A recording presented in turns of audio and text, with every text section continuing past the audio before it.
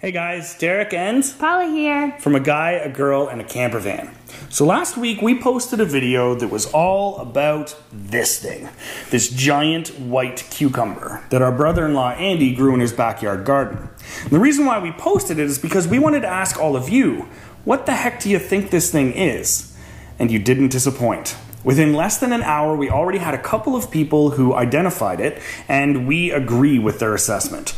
Both Cleavage and Crops and Sansa Stark said that they think that it is an Armenian cucumber, and we completely agree. So we looked it up, and it turns out that the Armenian cucumber isn't even a cucumber at all. It's actually a member of the melon family. But because whenever you cut it open, it looks, tastes, and smells just like a normal cucumber, the common name is cucumber.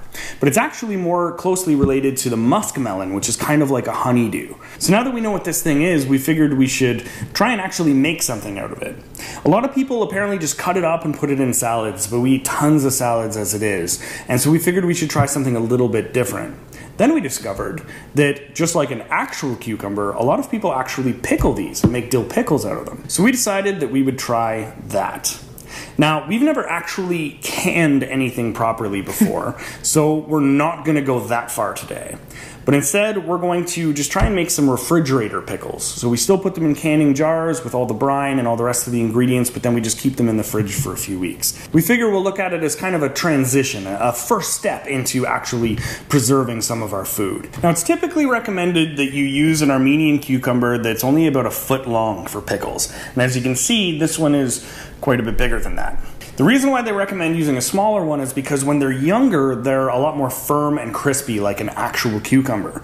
Whereas this one, by the feel of it, is probably going to be a little bit more soft, like a melon.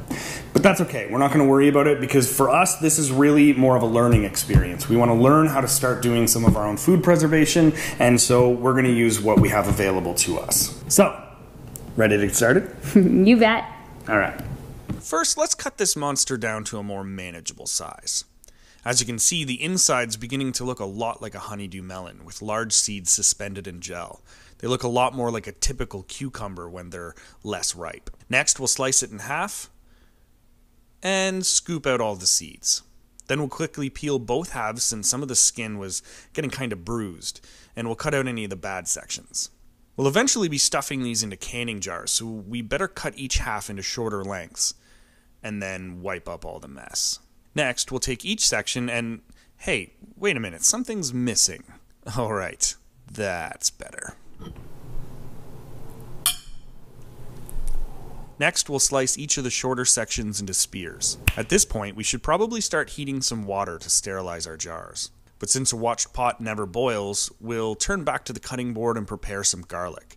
The recipe calls for 3 peeled cloves, but we're going to double it because we love garlic. We also decided to cut each of them in half. Hopefully that'll allow more of the flavor to be released. Looks like the water's boiling, so we'll carefully drop in our jars, rings, and lids. Paula already pre-washed them, but the boiling water will ensure that no bacteria is left over to spoil the pickles. The jars need to boil for about 3 minutes, so while we wait, we'll ditch the cutting board and replace it with a clean towel and a wire rack. Then our freshly sterilized jars and lids can quickly drip dry. Now we might as well start our brine by mixing a cup of white vinegar with a cup and a half of filtered water in a saucepan over high heat. And while that starts to boil, we'll stuff the cucumber spears into the jars. We'll add a few pieces of garlic to each one, and then about a teaspoon of dried dill.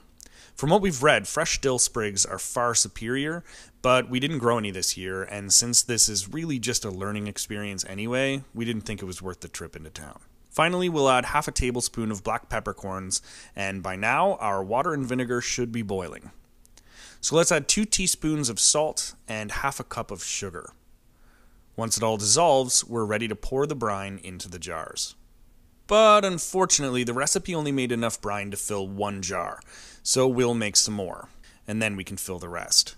And it's a good thing that we made a little bit extra this time because we also spilled half of it all over the counter. Finally, we'll put on the lids and quickly hand tighten the rings. So now all that's left is to take these and put them in the refrigerator.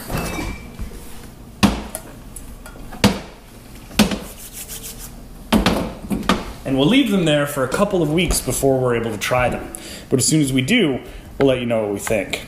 But in the meantime, Thank you once again to those of you who actually helped us solve this mystery of the giant white cucumber, and to everyone else who just left us tips and funny comments about the giant white cucumber. And as always, we'll see you next time. So now that we know what this thing is, we figured maybe we should try and do something with it. Nope, that sounded dirty. Okay. Yeah, it did. I'm like, oh, where are you going with that?